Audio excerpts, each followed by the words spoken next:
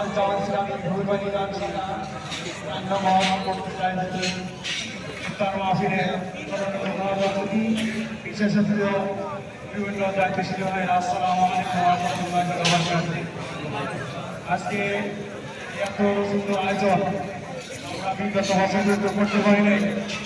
এই 24 আগস্টের পর আল্লাহ আমাদেরকে বসার সুযোগ করেছে এবং আগামীতে আপনাদের দোয়া এবং আপনাদের সহযোগিতায় এই সেটা আরো ভালো ইচ্ছা করবো।